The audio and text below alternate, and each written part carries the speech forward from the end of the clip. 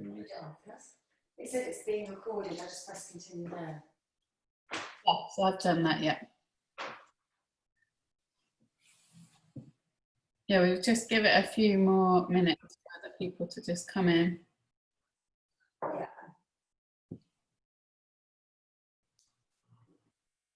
So we'll get going at about 5 past.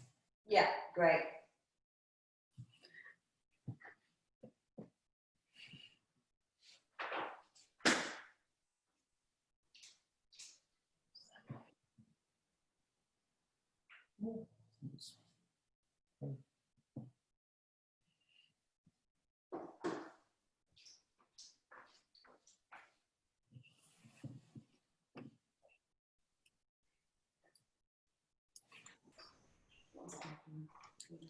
Just to let you know, I'm not Keith Baldwin, just to kind of make that clear. It comes up as Keith. It's my husband's name.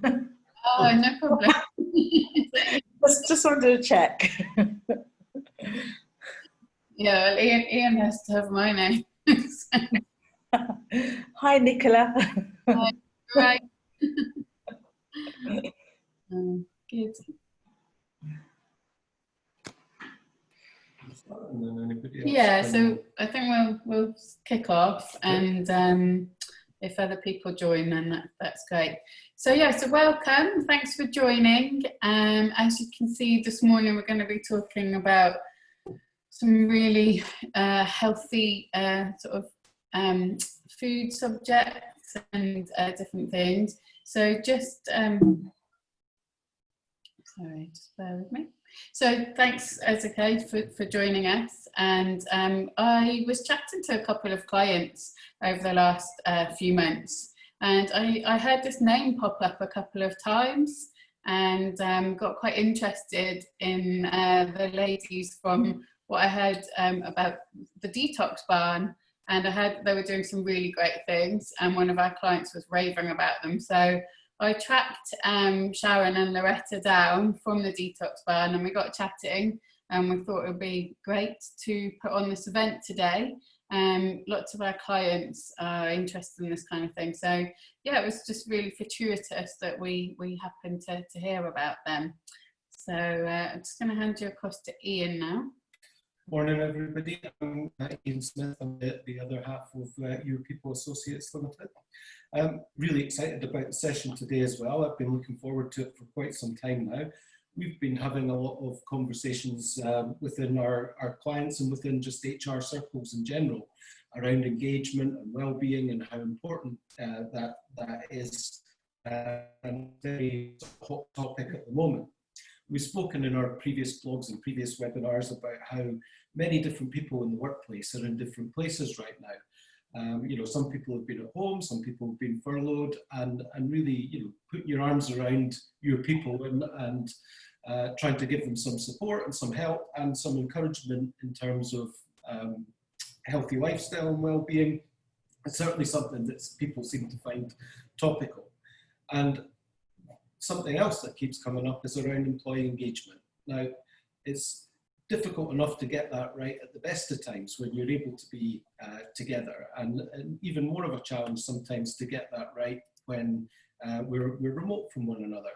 And yes, there is ways that you can get the message across in Zoom, but really what we wanted to do was put something together or put some offerings together that were a little bit more innovative and a little bit more fresh ideas than perhaps, you know, just replaying something over Zoom, and, you know, also being mindful that everybody's got a slightly different setup at home, but hopefully everybody's got access to you know, a kitchen where they can prepare food and cook, and we thought that this would be a really good idea for something that we could explore by means of a team build or team effectiveness type workshop, where we could also get the well-being piece across, and that's how we're session. So without further ado, I'd like to pass over to Sharon and Lauretta, and let them tell us a little bit about the barn and their lifestyle and all the rest of it. Take it away. Thank you, Ian. Thanks, Ian. Thank you all for joining us today. We just thought, first of all, it might be quite nice to tell you a little bit about ourselves. We're sisters. My name's Lauretta and this is Sharon. In our other job, we are comedy writers and performers. I know vegans that are meant to be funny. We're trying to break the mold. Yeah, so we write comedy, we write scripts. We had just written a play for the West End that was about to open, and then COVID struck. And that's obviously been put on hold permanently. Yeah. So apart from that, we also set up a business 2 years ago called the Detox Barn, which has been really, really successful. It's a health retreat where we help people just get a little bit healthier, really. And I'll let Sharon explain why we came about setting this business up. Yeah, so I mean, I wasn't always this sort of health nut, you know. About sort of 8 years ago now, I would regularly be drinking a couple of glasses of wine a night, you know. I would, When she said she was drinking a couple of glasses of wine, she actually found a glass that could fit a whole bottle of wine in. I'm just having the one glass. Okay. one glass. Yeah. But yeah, it was, you know, I was definitely into sort of some serious unhealthy habits. But cut to today, there's been quite a big transformation, and primarily it's due to the fact that I was struck by quite a severe chronic autoimmune disease called dermatomyositis. Which took her about 2 years to learn how to say. Yeah, it's really tricky. But it's quite similar to, I don't know if any of you know, lupus. And I woke up one day and I was covered head to toe in a chronic skin rash, which at first they thought was eczema. So I'm just going to share you so you can see a photo, so you can see how far Sharon has come. 1 second. Share screen. So that was Sharon's skin at her worst. She was literally covered head to toe in that, all over her face, her head. I mean, it's like something from a science book. As kids, you'd be like, ugh, disgusting, gross. you know. Although I'm always quite pleased with that photo because it was like the first time in my life I ever had a thigh gap. I think my legs look quite skinny. So yeah, I mean, that will just show you like how bad the skin was. Have I stopped sharing? Yes. Yeah. Yeah, we don't want to be looking at my leg all morning, do we? No. Yeah, so it was pretty bad. And then what followed after that was which was the worst of it, I lost the power of my muscles. And I couldn't hold my arms up, I couldn't brush my hair, I couldn't dress myself. I practically was in a wheelchair and I could barely walk. And I was also pregnant. It was an absolute nightmare. I was 6 weeks pregnant, but luckily everything was all right with my little boy. He's now 8 today. But it was a horrific time, you know, and the doctors put me on a lot of drugs that basically suppressed my immune system, you know, within an inch of its life, basically, which is never a good thing. And thank God I'm off all the drugs now, because with COVID, I don't know how I would definitely have been on the list. So they put me on all these drugs, and the drugs kind of got me halfway there. You know, they got me standing again. Nothing worked for my skin. They got me standing again. I could walk again. I could just about dress myself. But I was a shadow of my former self. You know, I used to run half marathons. I was always a very high energy, active person. So the doctors would say, you know, well, you have to get used to a new normal. You know, this is your new normal now. And I was like, I don't want this to be my new normal, you know. And I had a little boy, and, you know, I didn't want the memories of him to be of his mum as this sort of sick person that was always half in bed. And, you know, I wanted him to know me for who I was before the sickness. And I didn't want to be defined by the sickness either. So I started on a long journey of research, and I started to look at the drugs that I was on. And one of the side effects was lymphoma cancer as a side effect of one of the drugs. So I was like, oh my God, you know, this is serious shit I'm on now. I've got to find a way. So I did loads and loads of research, and some things came back, and it was the same message that kept coming back. And it was some correlating factors. The people that got better from chronic autoimmune diseases, like lupus, like MS, like pretty full-on diseases, they all had things in common. One of them was that they took responsibility for their disease.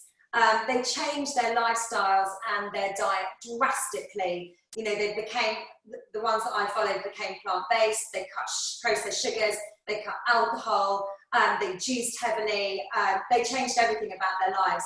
So I started to look at all these messages and I was like, okay, I was feeling rather depressed. I was like, okay, so I might get better, but I'm going to be bloody miserable eating lettuce every day, you know. So I was like, how am I going to do this? I don't think I want to be this sort of clean eating, you know, health nut. You know, I never envisioned myself as that.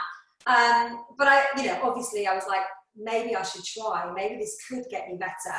So I did, and I did it in stages. I gave up alcohol. That was the first thing I did. And then I moved on to the groups, the processed sugars, the meat, all of it. And it took a long time. It wasn't a quick fix, but over about 4 or 5 years, I got slowly and slowly better. I'm now off all drugs, and I'm sort of better than before I was sick. You know, because before I was sick, I was sort of drinking every night and, you know, having Chinese takeaways. So I feel I truly am a new version of myself, but it's actually, it sounds so corny, but it actually is a better version of who I used to be. It's a new normal that I absolutely love. And Lauretta came along for the ride, really. Yeah, I said, look, if you're going to do this, I'm going to do it with you, and I'm going to, let's make it brilliant. So I retrained as a natural vegan chef, and I actually fell in love with becoming healthy and being healthy. We come from a big Irish family, and you know, we'd invite my parents and all my brothers and sisters around for dinner, and they think we're nutters because we're vegan. Yeah, mind not drinking. Yeah, you know, what's like with Irish people. Yeah, but they do all Irish vegans. Teetotal. Yeah, no, it's just sci-fi. Yeah. And they walk away and they go, we love this food. You know, it's really great. And then we'd take our girlfriends to Suffolk, and they'd all be getting absolutely hammered. And Suffolk is where we run our Detox Barn retreats, just so you know. So yeah. And they'd get hammered, and we'd be up in the morning, and we'd go for runs, and then we're doing ginger shots, and they'd be like, oh my God, I can't see. Oh, where's the water? And then one weekend after we spent the weekend with them, they said, you need to do this for other people. You need, because I feel inspired to make changes. And then something clicked, and we went, we do. That's what we need to do. Because, you know, although we are these clean eating, you know, we're not your typical clean eating. We can understand how they can grate. Yeah. And the people we met, we found nauseating. My truth is... Namaste. Every time I go on a retreat, everyone's saying namaste all the time. And I'm like, just because you're healthy doesn't mean you need to turn into a twat, you know. So we knew there was a market out there just for the normal person that doesn't want to become a monk or a Buddha, but just wants to be a bit healthier and doesn't know how to change. And we have done so much work on change, so much research on how to change, how to make habits, how to be healthier. We thought, right, we could do this, and it's been very successful. So we're going to talk a little bit about how we've been working with teams. What we're going to show you today is kind of a bit of a mix match of what we deliver. Yeah, we do a cook along. We're thinking about doing that for you guys today, but then we thought actually just watching us cook wouldn't be conducive, because I think that the point of the cook alongs is that we interact with everybody. So we give them loads of tips and we give them loads of healthy advice, but they do it with us, and it's really good fun, and we chat to each other. And I think, Ian, you were talking about earlier about, you know, people feeling not very connected working from home, and it was just one thing that we found, and we did it through lockdown, that it was really connecting, and people felt we had to laugh, you know. And also people felt inspired afterwards to make really healthy, nutritious food for their families. I think as well with lockdown, I think it went through a cycle, didn't it? At the beginning, everyone was just like comfort food and alcohol. How do we get through this stress? Yes. And then I think it went on so long, people were like, okay, I'm getting really fat now, and I'm starting to feel miserable, and I actually don't want to continue on this trajectory. So when we started doing the lockdown, obviously it's now working from home, the lockdown, you know, it was the highlight of people's day to get there, to be inspired, to have other people connecting online, to have a laugh. And we didn't know we were going to be working from home for so long, and it is continuing. So it's now working really well with companies. It's a bit of a team builder. It's also really, they learn something new, they learn something really healthy that they can, you know, continue cooking. So that, we're not going to show you the cook along today, but just to explain to you, it's a very connecting, very team building exercise to do. The other thing we do is webinars. So what you're going to see today is a sort of mix mash of all the webinars. Yeah, of lots of different things. We thought it might be nice for you just to take away, as well as listening to us rattle on, to take away some nice healthy tips, because I think one thing we've all found from working from home is that, you know, we're reaching for the Pringles and we're eating rubbish. We're also all feeling really stressed because, you know, I don't care what anyone says, you know, there's a virus out there. And, you know, as much as it has become the new normal, it is subconsciously feeding into our minds all the time. You know, I walk to Tesco and people have got masks on and you're spraying sanitizer and you're like, this is our life. Yeah. And this is what we're dealing with, and we're going to bed at night and it's normal, but the stress that we're under is phenomenal, and we won't realise till we're right out of it actually what we've been going through. We've also talked a little bit about, you know, that line, and I think I spoke to you about it, Nicola, that line between home and work has really blurred. And I think you said you changed your office so that, you know, your office was no longer in your living room and you put it into another room, because I think they've shown research that people are answering more emails, are doing more work, are more burnt out working from home than they are when they go to the office. At least you have a break, you get on the tube and you can read your book, or, you know. And also just to echo a bit of that about the COVID message, you know, from the government, we've heard a lot about it, and it's, you know, social distancing, it's sanitising, it's washing your hands, but nobody's talking about supporting your immune system, which is the most important thing you can do. It's the one thing you can take control of, and actually, if you look at the data, if you look at the stats, it's the people with compromised immune systems that are really suffering. I mean, obviously there's going to be one, you know, that hasn't got a compromise that it happens to, but if you look at the stats and we really analyse it, it's people with compromised immune systems. So I think what this one thing that COVID has shown us is that actually being unhealthy, you know, puts you in a very vulnerable position sometimes. And our webinars it's not about lecturing, it's about making people aware that they can just do really little things, really small things to make themselves 10% healthier. Even one of the things we talk about is exercise, and we'll talk about that a little bit in a minute, but, you know, they show that research shows that exercise, even just adequate exercise, makes you 50% more productive. That's just adequate exercise. Yeah. Exercises, we'll bang on about it. We will but it is one of the things that really feeds into being more productive, being more focused, helping you sleep better, and actually making you happier. It's a great way, if you're feeling stress, to be less stressful. And we'll talk about it in a bit, but it doesn't mean, you know, sort of running 100 miles, you know, going out there, you know, burning it, and, you know, even 20 minutes of a brisk walk will really help, and incorporating that into your daily lives. And we'll talk about that as well. I think we're going to move on to make a juice now. Yeah, so we're doing an immune boosting juice. Now, I understand that not everybody working from home will have a juicer. At the Detox Barn, we do encourage people to get a juicer. I think you can get them really cheap now. The reason why I encourage it, because I know you don't want to waste your money, but the reason why I encourage it is because it's a great way to get your 10 a day in and to get all your nutrients in one go. I also think it's a great way, if you start your day like that, it has a knock-on effect on the rest of the day. All the choices that you make are fed by that first choice, that first thing in the morning. You know, we always say, if you start off the morning with a bacon butty, you know, by lunchtime you're on the quavers. Yeah. You know, you start off, give yourself half a chance. Yeah. Even if you eat rubbish for the rest of the day, okay, you've got your nutrients in first thing, and it's deeply habitual. I mean, and you talk about habits, about at the beginning when you first start a habit, it becomes... Yeah, when you first try and do something new, it feels rubbish. You just think, and you've got resistance to it. You feel uncomfortable and you go, ugh. If you keep doing it, it then starts to become tolerable. Yeah, all right, okay, I can do it. And then if you keep doing it, you eventually get to the point where you don't feel good without it. And that's where you need to get with habits. So you have to work through those 3 stages. The first stage is going, ugh, hate it, awful, rubbish, makes me feel sick, why am I doing it? The second stage is, all right, I've done it, I can keep going. I'll say, they say go 30 days, I'll see how I feel after 30 days. And then you reach the 30 days and then you go, I really miss it. I wish I had done it. I wish I'd done that run. I wish I'd had that juice. I don't feel right.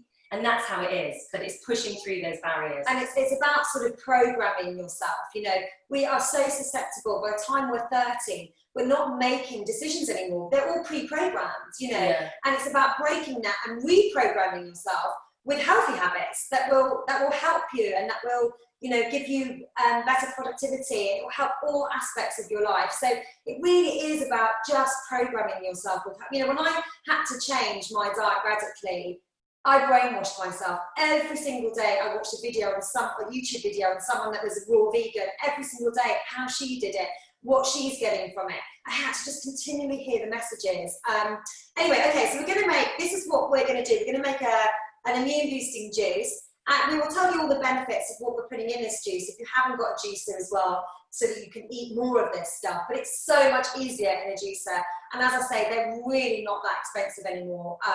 So yeah. We've got a juicer that's very quick, because the single mums and working from home, if I have to start chopping up vegetables, I'm not going to do it. And that's another tip when you're trying to make new habits. Make it easy. If you don't make it easy, you will stop yourself from doing it. You know, like if there's loads of faff, you're not going to do it. I mean, although the other end of that, you know, when we're at the Detox Barn, I get lots of people going, oh, but don't you have to clean it? Oh, the cleaning.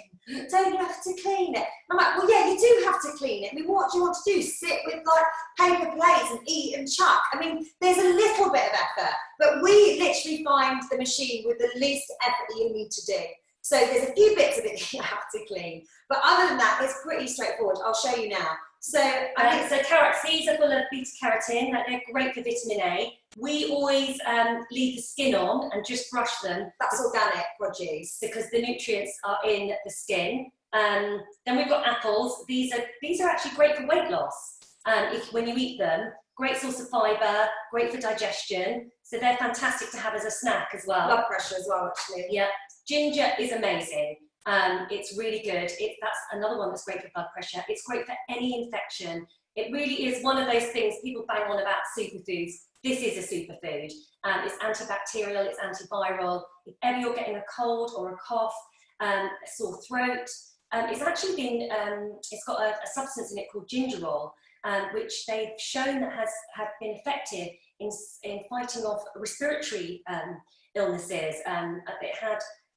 They did a study on the RSV virus, and ginger was amazing. Yeah, if we've ever got a cold, we will take about 5 shots of these a day. We'll just keep doing them throughout the day. The other one is turmeric, which is fantastic as well. When I first saw this, I didn't know what it was. I thought, is it ginger? What is it? We leave the skin on. Again, it's antibacterial, it's anti-inflammatory. They say it's great for Alzheimer's, for aging, for dementia.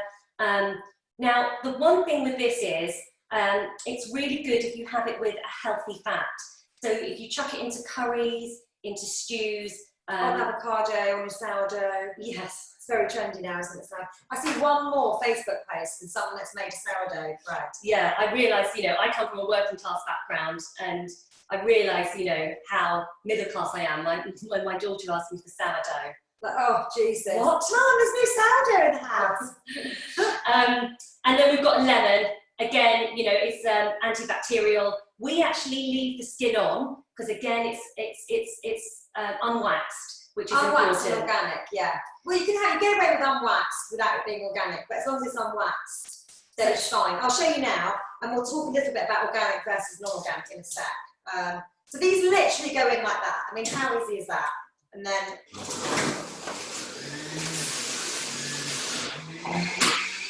then the ginger.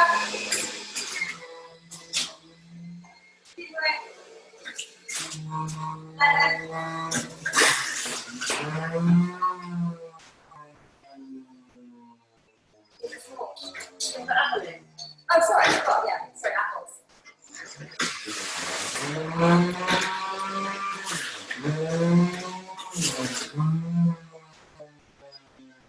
Right. So, I would say, and this is a bit naff, but good food really, creates good mood. Good food, good mood. It's so naff, but it is true. We talk a lot about energy, and energy is everything. Really, it really is a fundamental pillar of health, because how you feel determines the rest of your day, really. You know, so if you get the right energy, which you get from the right food, that determines your relationships with your co-workers, with your boss, with your mother-in-law, everything. If you feel good and everything in your life, you know, it's just a little bit easier. You know, if you've woken up from a hangover and an Indian curry the night before, sitting down at work, I think that's our, we've just, no, I think it might be our smoothie, sorry, it's the door. It's Amazon. We've just ordered a new smoothie maker. But it determines everything, you know. So it really is the most important thing you can do for yourself, is to put the right food in yourself so you can have the right energy. To give yourself half a chance. I mean, we always say, I would be a miserable cow if I didn't exercise, if I didn't juice loads, because my natural level of happiness, it's okay, but I'm not bouncing out of bed every morning. But with all these things that we've implemented into our lives, I've got to say, I'm pretty happy, but it takes work. You don't just wake up and be happy. You need a good night's sleep, you need really good food, you need great exercise, and then you've got half a chance at having half a decent day. People are too happy though. They get on my nerves. Yeah, they think, oh, what are they hiding? There's something wrong. Yeah. So I'm just going to taste this. That's really good. Yeah.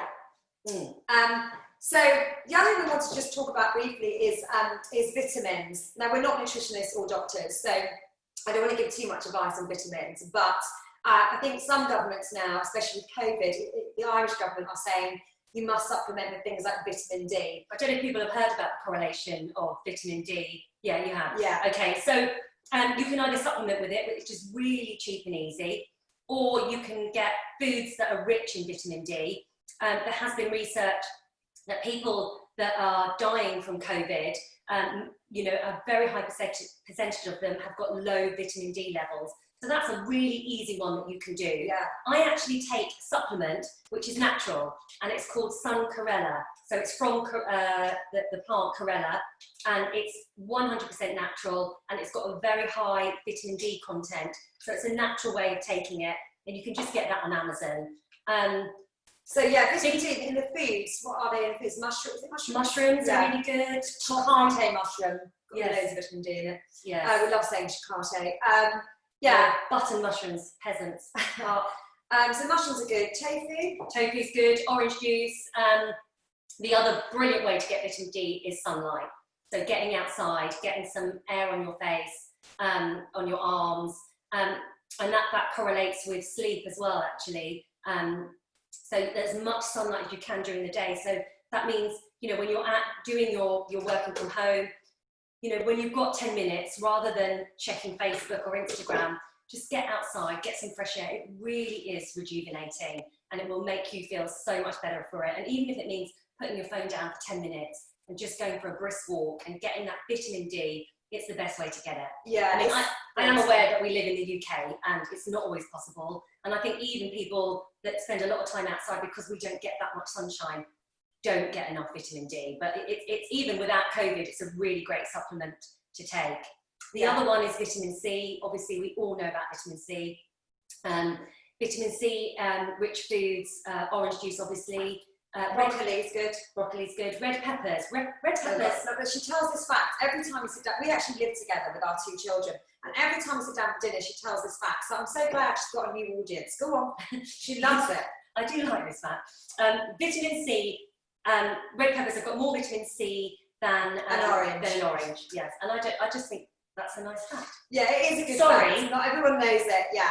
So vitamin C is good. So the holy grail really is vitamin C, vitamin D, and zinc. Zinc is another good one. Zinc is a good one because if you do get infections, it's the one vitamin that will help you fight and recover.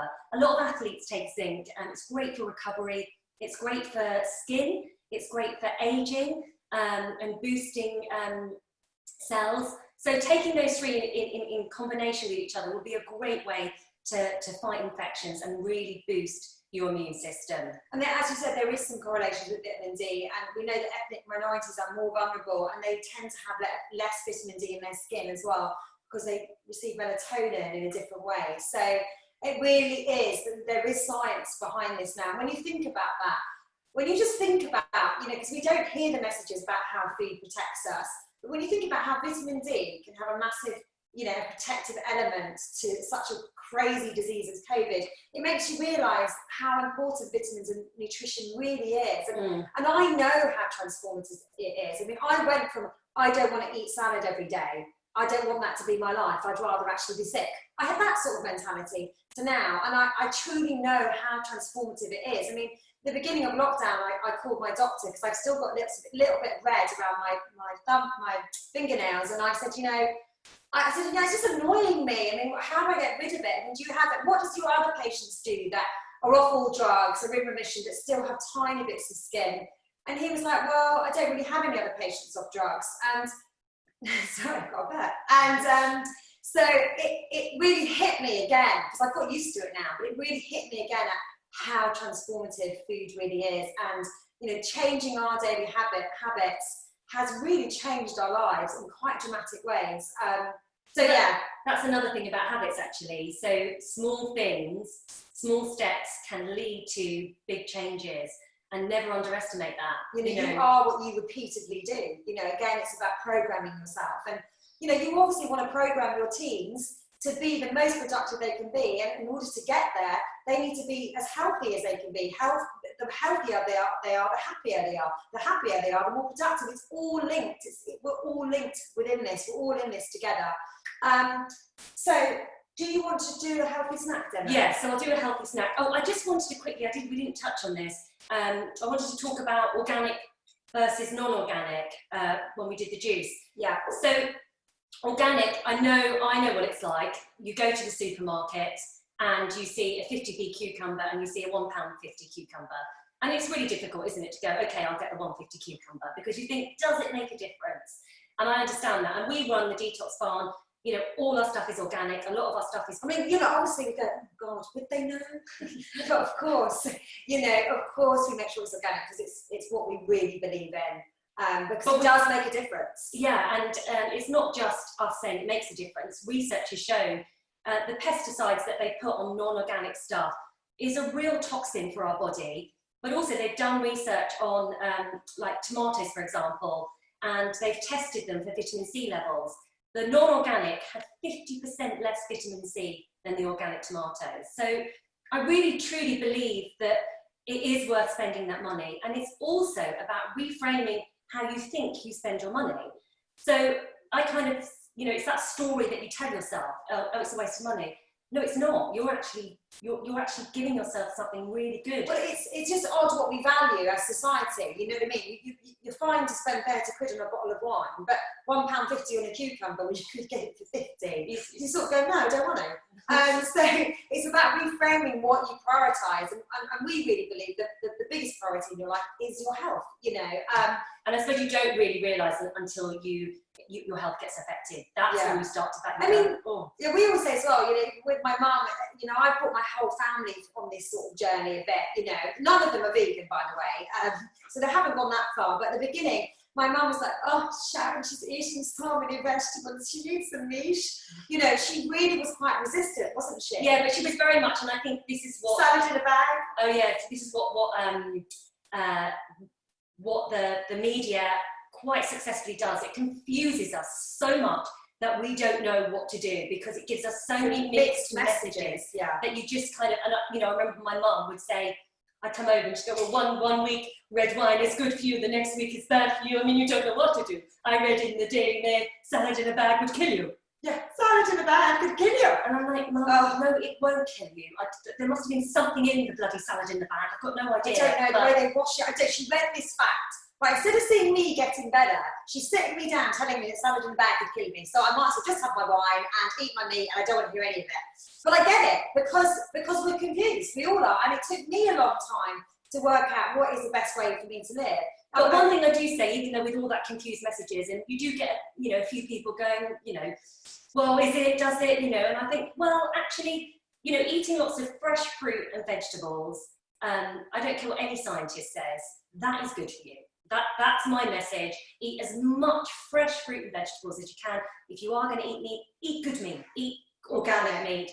Don't you know the chickens that you see in Sainsbury's that are £1.99, which are more antibiotic than they are anything else?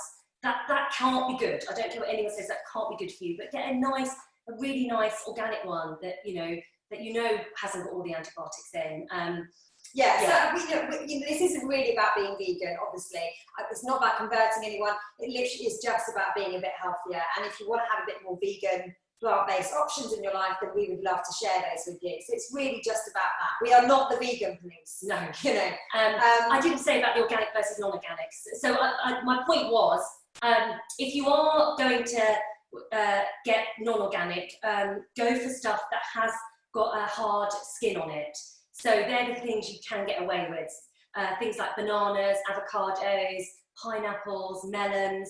Those things, don't worry about it too much, because the sprays won't go, they won't go into the skins. But things like strawberries, raspberries, apples, tomatoes, pears, those kind of things, if you can, and I know it's expensive, if you can, get organic. I would recommend it. And a lot of supermarkets now do really reasonable organic. Sainsbury's is really good. Yeah. Tesco's is good. Waitrose, I like it, but it's expensive. Yeah. So we're just going to talk a bit about healthy snacking now, because that can be one of your downfalls, can't it? You know, if you've got a food low or you're hungry or whatever, and you're not prepared, you will automatically go for a bad choice. You will just, because your brain's craving sugar, so it will just go, how can I get sugar into my system? You know, and that's when you will fail. So we're going to talk about having healthy snacks to hand, alternatives that work really, really well. You just need to be a little bit prepped. Yeah. So the first one is just really basic. It's just blueberries, cashews, and raisins. Cashews are great, actually. They're great for magnesium, and they're also good for a mood enhancer. They help with depression. Blueberries are full of antioxidants, and they're super healthy. And just having that in a little bag, you know, is really helpful. Or on your desk, you know, just have it nearby so you can make, you know, you can just snack on those really easily. And it's really nice because it's got sweet with savoury, so it works really well. The other thing is, this is a really easy snack that I do. So it's just a date. So I take the stone out, and I get a walnut and put the walnut inside the date. Can you all see that? And then a bit of peanut butter on the top. And that's your sort of healthy equivalent to a Mars bar. No, it actually does taste a bit like a marathon. With the peanut butter, or the almond butter, it's quite, I don't know, peanutty with sweetness. So it actually works really well with a cup of tea. Because a lot of the time when you have dinner and you fancy something, you just fancy something sweet. So even if I have raisins or a date like that, the craving is gone after that. Are you going to show them? Yeah, so the other thing I wanted to show you, and this is really easy. So inside here, I've got 3... Shall I show you them? Yeah. This is jumbo porridge oats. We're going to make this quickly. Jumbo porridge oats in a bowl. In a bowl. Now, we use overripe bananas. You can see how overripe they are. I love going to the shops and getting a deal on these. Oh, she's so embarrassing. She's always doing a banana. How much for the ripe? I'm like, oh God. Although my mum, when we were younger, we would literally go somewhere like John Lewis and she'd go, how much for cash? And it's like, and as teenagers, we were mortified. The same, we're not on the market. How much would you go for cash? So I'm just going to chuck these bananas in the porridge oats. Shall I put the oven on? Put the oven on, yeah. And then I just do, I've got maple syrup. I normally get organic maple syrup, although it is expensive. I think it's about $6.99 for this, but I couldn't get any, but that's just normal maple syrup. So I'm going to put 2 spoons of that on. There we go. And mash this together? Yeah. Then a little bit of vanilla extract. And some cinnamon. We were actually at the moment talking to TV networks about a cook show. I just don't know how that is going to go. Doing a cook show. I've got no idea, but anyway, we'll see. We're so scatty. Watch this space. Look, I've got banana skins and everything. And then you just get a fork and just mash it all together. And then what I do is, once it's all mashed together, I just turn it into little balls and then put them into the oven, and they are really delicious. It's like, when they come out, it tastes like, what's that thing that you said the other day, banana bread. Banana bread. Yeah. That's what it tastes like. It's really nice. And it's warm as well. Something about having something warm with a cup of tea. And it's really healthy. I mean, it's just bananas, oats, raisins, and cinnamon, and that's it. Yeah, really, really super healthy, and it's sweet enough.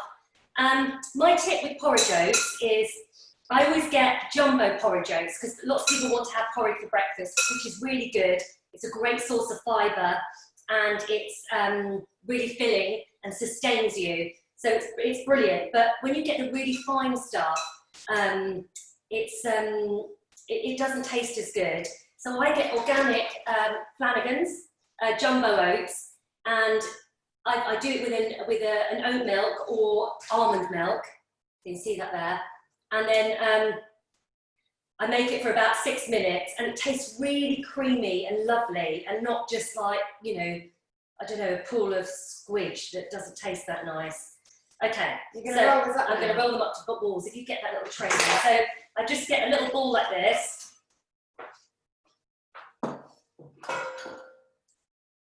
And then I just put it, I've already put oil in this. And then while you're doing that, shall I start talking about exercise, my favourite subject? Yeah. So I'll just let Lauretta finish doing that, but it's a really good healthy snack. So the other thing we talk about in our webinars is about exercise and about how beneficial it is, and tips to be able to stick to it. Because we all have that, oh, I'm going to go exercising, I'm going to get up at 6, you know, I'm going to do it every day this week. And sometimes we set ourselves up to fail a bit. You know, the alarm goes off and you've got that battle, I've hardly slept, I can't get up now, it's dark, don't be ridiculous, I'll do it tomorrow. There's all that kind of daily battle that goes on. But once you have an exercise regime really implemented into your habits, then the choice of exercise is gone and you just automatically do it. I mean, I always say the hardest thing about exercising is making the decision to do it. You know, but once you do it on a regular basis, as Lauretta mentioned earlier, not doing it feels wrong. So you do it. You know, there is no, oh, shall I go today? You just automatically do it. So that's one of our tips, actually. We say make it easy. So if you can incorporate it into your day, it's much easier for you to do it. So I know loads of people that join the gym, they've got to get home, or they're at home, they've got to cook the dinner, they've then got to drive to the gym, they've got to put their clothes on, they've got to wait for the class that they want, and they've got to drive home.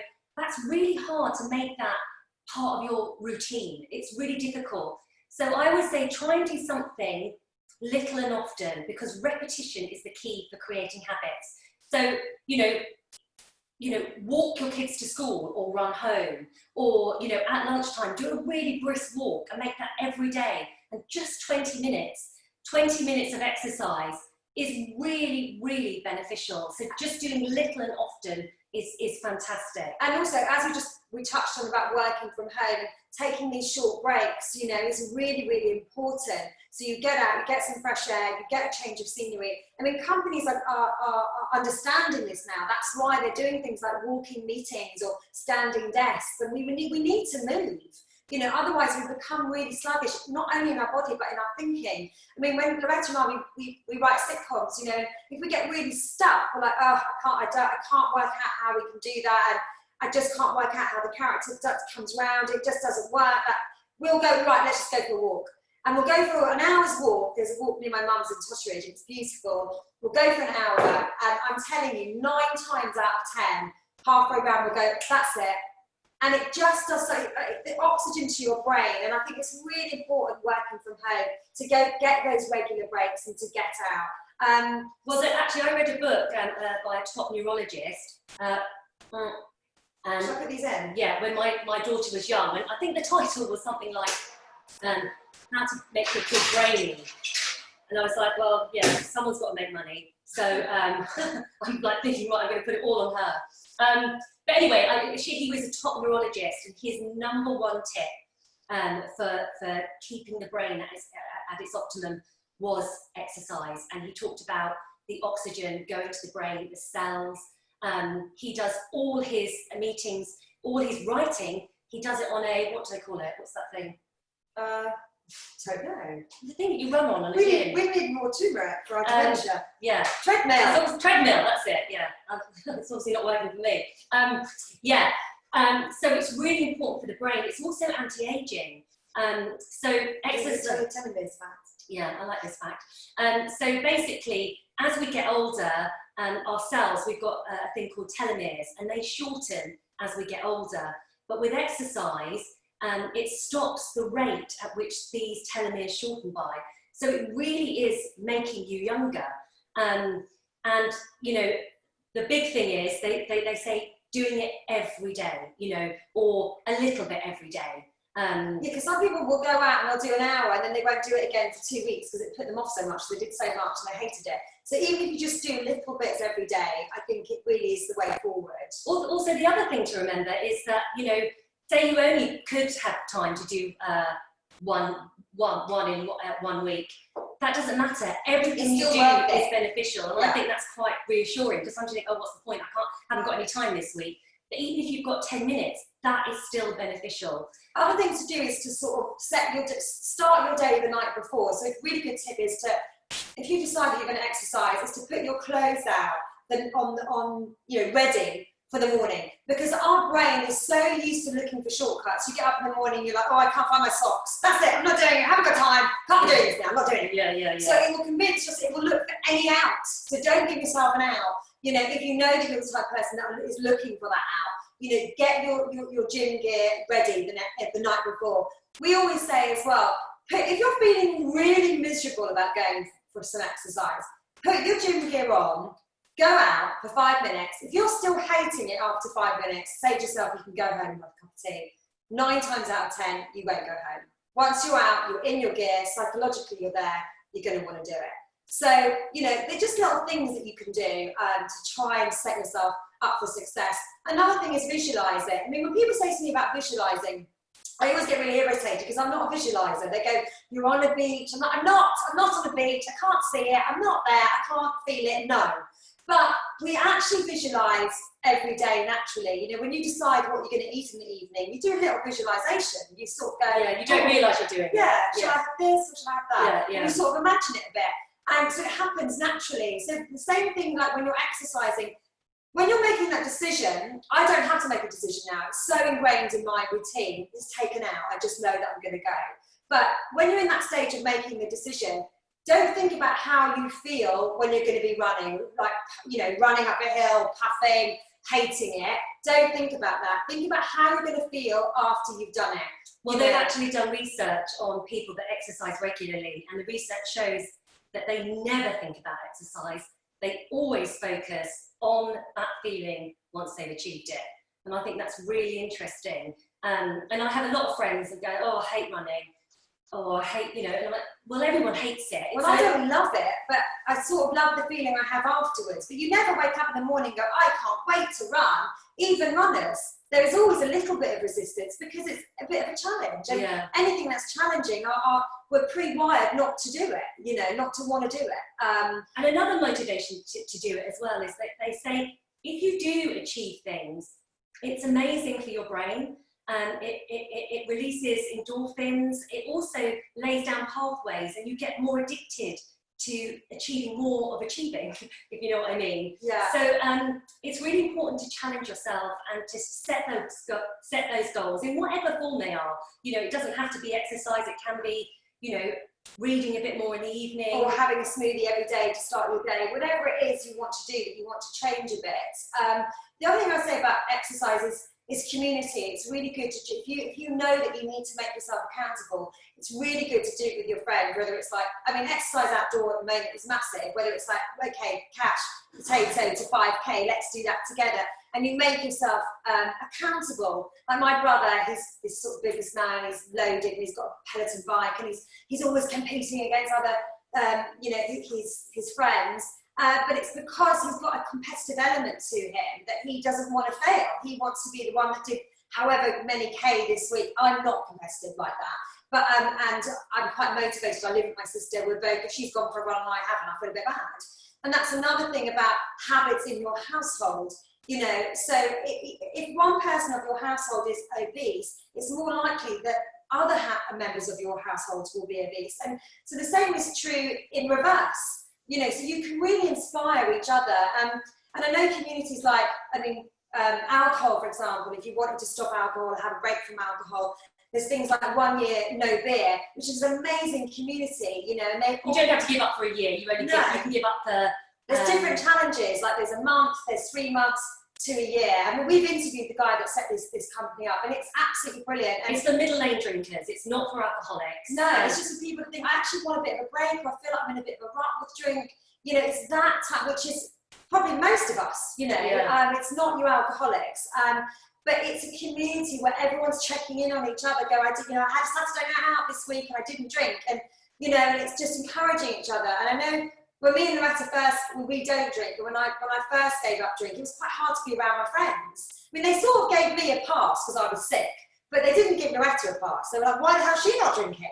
You know, and we'd go, I remember we went on this first hen weekend, we both went drinking, and they were going to go, oh God, this is going to be so boring, you're not drinking. And I remember us sort of having to be even like more crazy sober than anyone else, so that I couldn't be accused of, you know, being boring, like going crazy, like, just want to be home in bed. But yeah, so you know, sometimes when you're starting something different, you do need support from other people. I mean, Lauretta and I are particularly lucky because we've got each other and we're aligned with what we want to achieve. So yeah, community is a good thing with exercise as well. I would really recommend it.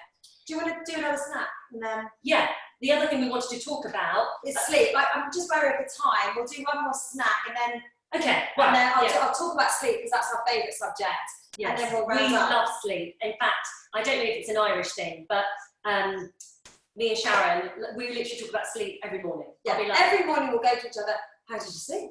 And then we'll go into minute detail of how we slept.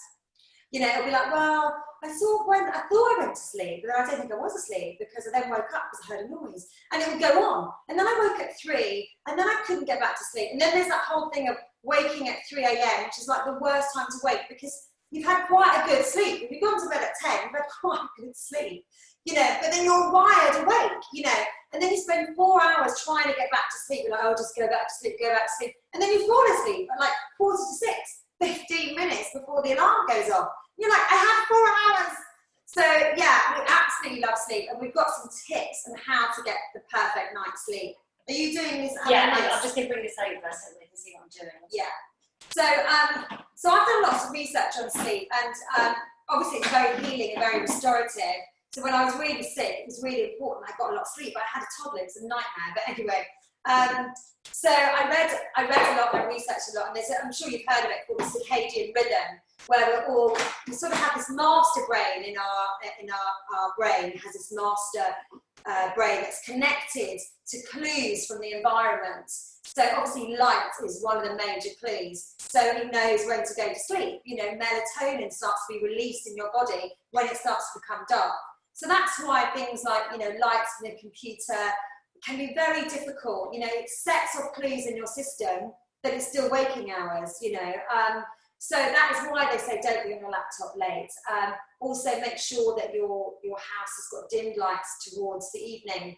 So with this, I read a book called The Circadian Code, and with the research and the data shows us that going to bed earlier, like being asleep for like 10 to 10:30 is probably the perfect time to go to sleep, or earlier if you want to, but not past 10:30 really, because the most if you can, the most restorative healing sleep happens before midnight.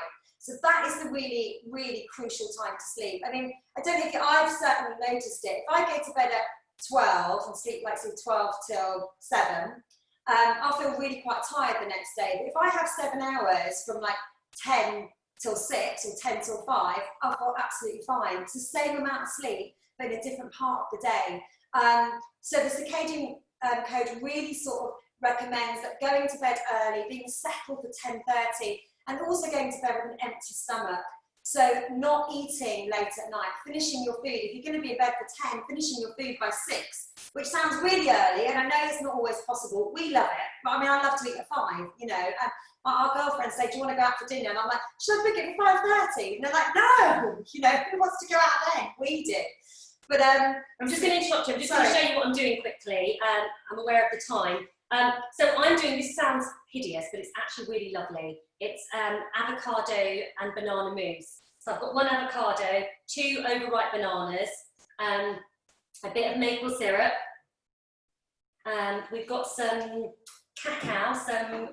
This is raw cacao powder, which is just natural chocolate. It's really good for you. It's unprocessed. It's full of magnesium. It's mood enhancing. It's got potassium in there as well. Yeah, it's really good and it's really flavoursome. And then you just put it all into a food processor, and then you blend it, and you get this lovely chocolate mousse. I'm just going to quickly blend it. Yeah. And it's actually quite nice. You can just put it in a jar for work. Where's the lid? Yeah, Oh, there it is. No, we're going to have a run show. You got the thing? Yeah. So this is a magic mixer. It's just a food processor. And it's that simple.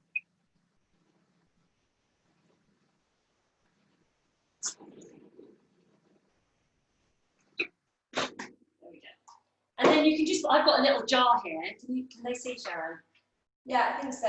And then you just put it in there and you take it for work, and that's like a nice little mini dessert. Put it in the fridge to settle. Yeah, it's better cold. Yeah, and you can actually sprinkle it with either blueberries or some chopped nuts, and it's really, really delicious. It's one of the things that sometimes we serve at the Detox Barn. Yeah, I mean, we do loads of really great desserts at the Detox Barn. That's one of them. But we do like a raw vegan cake with naturally occurring sugars. It's delicious. So it's not about, and I always felt this as well when I first had to, I thought I was giving up so much. I thought I was feeling missing out. I hated that feeling, like, oh, I'm not going to be able to have anything nice. I didn't do it like that, but you know, that kind of way. But I found loads of really great alternatives. So I never feel like I'm missing out. Even a date with some Peanut butter. Peanut butter, it tastes great. So yeah, just going back, just going to recap a little bit on sleep. So they say sort of going to bed on an empty stomach is really important. That fits in with intermittent fasting. I don't know whether you're aware of that. It's very hip now, especially in the sort of athlete world. Again, you have to do your own research. It's not for everyone. Anyone that's pre-diabetic or got sugar issues, it's not for you. But you know, with the intermittent fasting, they say, you know, eating in an 8-hour window and then fasting for 16 hours. So I will regularly, you know, finish eating by 6, go to bed, hopefully be asleep for 10, and then I won't eat until 10 a.m. So I fasted from 6 p.m. to 10, which is really easy. It's just basically the night and then a couple of hours extra. It's really restorative. I do it for healing. It's really fat burning. Loads of men really like this. I got my brothers onto it, and My dad's on it because, I mean, that sounds really sexist. Men don't like dieting, but you know, they're just as health conscious as we are.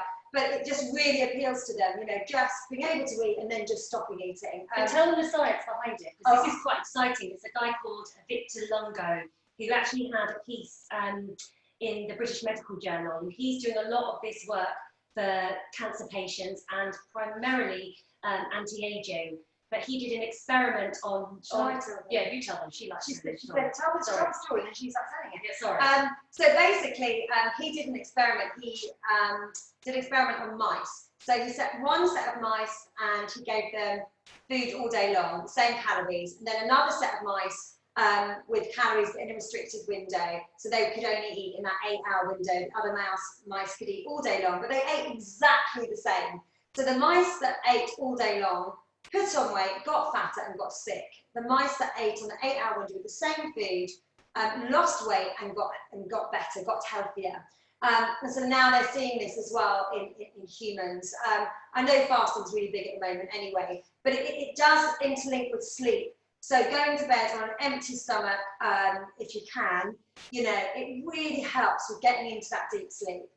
So I thought we should wind up a bit and just go over a little bit about what we've touched upon today. We've got lots more on sleep, but we won't bore you. We'll actually send you to sleep. But we just wanted to say, you know, thank you so much for listening. I hope you've got something out of it. The clients that we've been working for have really enjoyed it, thankfully. We've worked with Barclays Wealth, we've worked with Harrods. We recently did something for a gaming company. We're working for the local council, Barnet Council. So lots of different types of companies. And I think, and you probably feel the same way, they're all after the same thing. They want, if their staff are working from home, they want them to feel connected, inspired, and a little bit better. And I just think it's the staff that we worked with, it's a lovely way to do that. Yeah, so the companies are really investing in their staff and showing that they care about their health and well-being. And obviously, I didn't mention it, but exercise and eating well has a direct link on mental health. And we are in a very stressful time of our lives, so it's all interconnected. So we've loved working with companies, we've loved working with different clients and showing them what they can do to protect their staff, to inspire them, keep them motivated, keep them 10% healthier, and hopefully have a good time while they're doing it. So I think that's probably it from us, and I really hope you've enjoyed it and it's been informative. That's absolutely brilliant. We really enjoyed that. We hope everyone else did too. We're just going to sort of finish off. But yeah, thank you so much. That was a lot of information to take in, but yeah, just some really great tips there as well. Actually, the last few weeks since we've been talking, I've kind of upped my game a little bit, I think, in my healthy habits, and I've definitely felt brighter throughout the day, 100%. Yeah. So we just wanted to just have a quick recap. I think this sort of really, I think the good food creates a good mood, and that's definitely true for me personally, and hopefully for everyone else as well. And just, I think, like you say, just starting with little things, rather, I think what I've been guilty of in the past is kind of going, right, I'm going to give up alcohol, and I'm going to eat healthily, and I'm going to go to the gym, and 2 days in, I'm really miserable and not really doing any of it. So just making those small incremental changes over a period of time, I think it's really, a lot easier to do that. And I think, just checking in with the team, making sure that they're kind of, sort of on track as well, I think is really important. And, whereas you might have had healthy snacks in the office, fruit delivered, that's probably not happening at the moment. So how are you ensuring that actually your team's looking after themselves and not, perhaps, starting to hit the drink at 4 or 5 o'clock? And there seemed to be at the beginning of lockdown, everything was centered around let's have drinks on Zoom, and it was all alcohol based, and perhaps actually there are other options as well. And obviously just encouraging people to take breaks as well.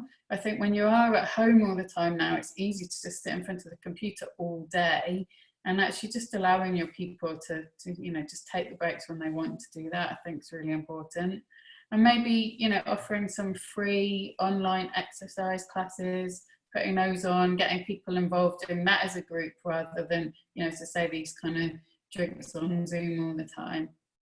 So just before we finish, I think we've got time for some questions for Sharon and Lauretta. So over to you guys. I think, Carmi, if you could unmute everyone, just if there are some questions that people would like to ask, and please, throw them out. Yep. Yeah, sorry.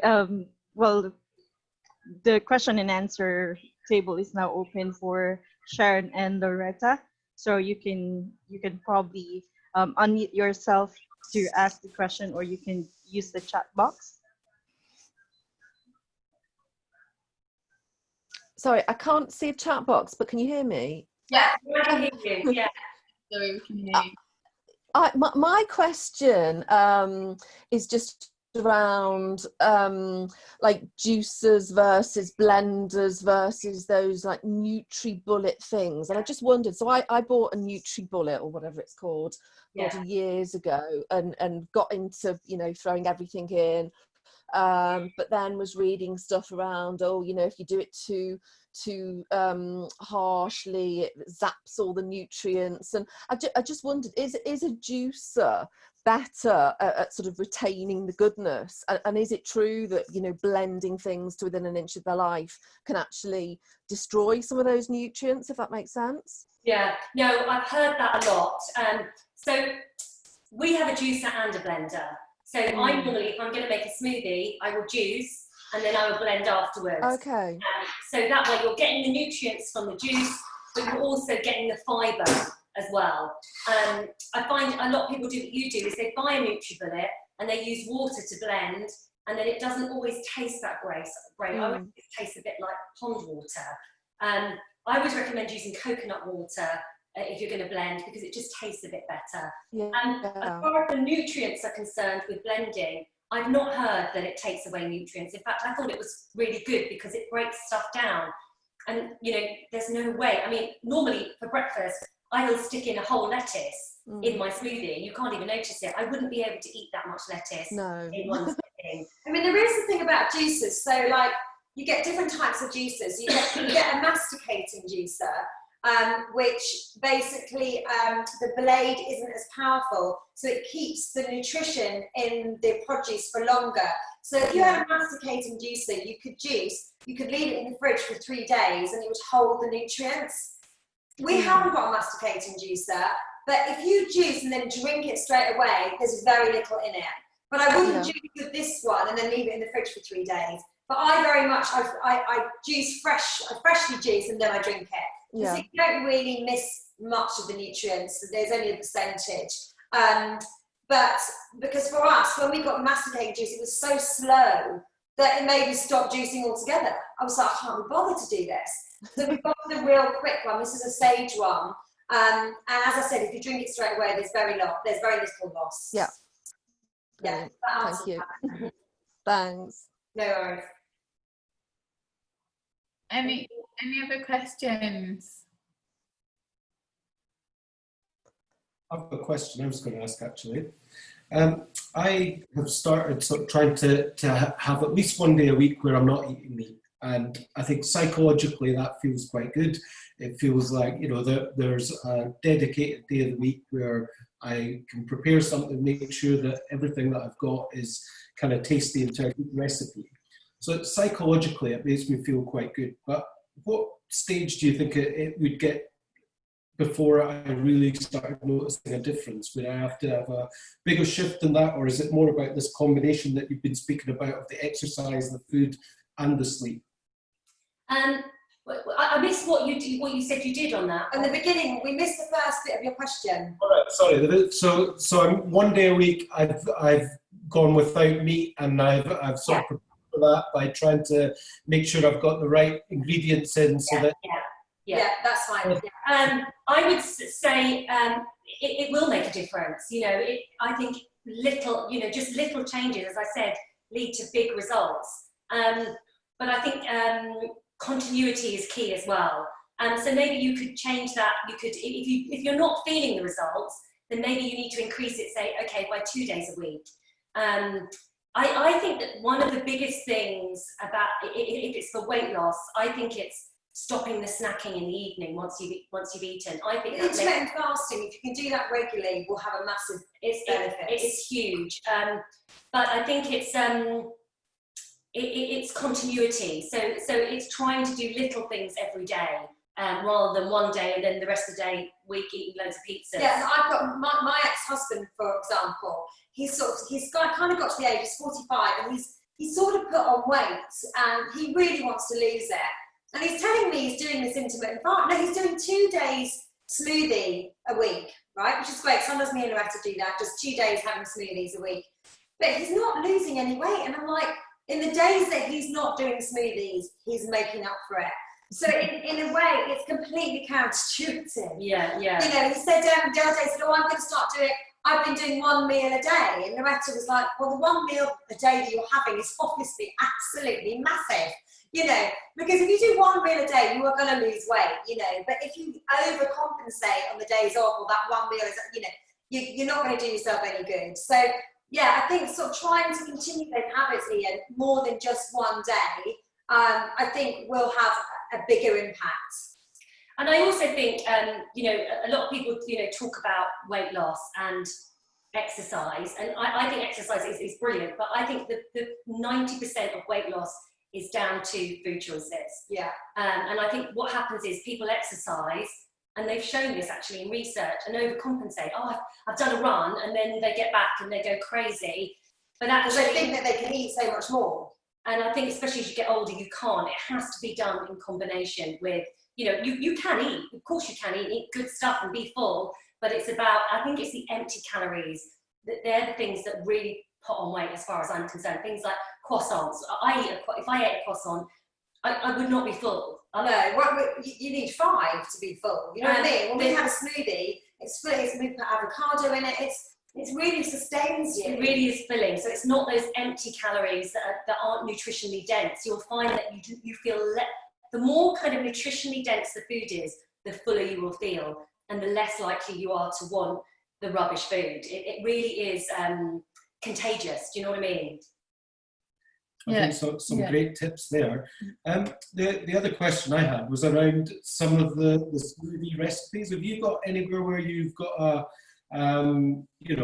is there a one-stop shop for that, or is there a book you would recommend where we can maybe? I am starting a cookbook, and I have got a small little one that a little ebook. Yeah, I'm not very good at writing recipes, so I have to force myself to sit down and do it. I want someone to write it for me. I want to tell them what I do, and just you write it, because I haven't got that. The detail. She's a very instinctive cook. So even when we're doing demos at the barn, they're like, well, how much? What's the measure? She's like, oh, I don't know. Yeah. But yeah, we have got a little recipe book, and I have got a little sheet that I give to my detox barners that come with some smoothie and some juices. But I would really recommend Jason Vale, and he does an app. And I've done 28-day juice fasts following his app. But he does 3 days, he does 7 days. He tells you everything, all the ingredients you need. They taste really good. So I would really recommend him. Cookbooks, I really like Deliciously Ella. I don't know if she's plant-based, but she's very clean eating. And I find whenever I've tried her recipes, they work. You know how you get some cookbooks and they all look great in the picture, and then you try it and it looks rubbish. I find her recipes not only work, but they're really nice as well. And she does lots of really nice sort of satay sauces with rice noodles and just nice stuff. So yeah, I'd recommend her. Yeah, that's good. You're certainly making us hungry now, I think. Yes. I don't know if you guys know, but I love to go to Mildred's. I don't know if you... Oh, yeah, I like Mildred's. Yeah. So busy though, isn't it, always? Can't get in. So I wonder if they do a recipe book. Might be right. Yeah. Yeah, it's delicious. Like, it makes me think, gosh, how do you cook like that without the meat? And yeah.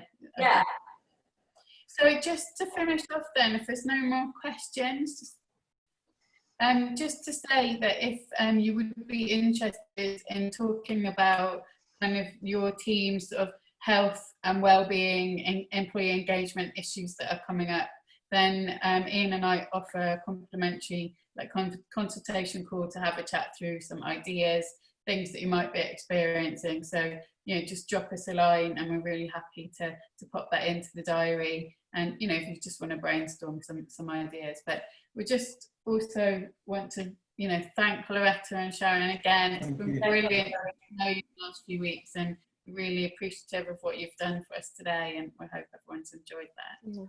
And also, shall I quickly just show you the what are these called, Larissa? Banana balls. Banana balls. Yeah, banana balls. What a great name. There you go. Ooh. They're hot, and they honestly taste delicious with a cup of tea, and they're healthy. Yeah. Thank you. Okay, no problem. Thanks, guys. Thanks, guys. Thank you. Bye. Bye. Thank you. Bye. Thank you. Bye. Thanks for joining.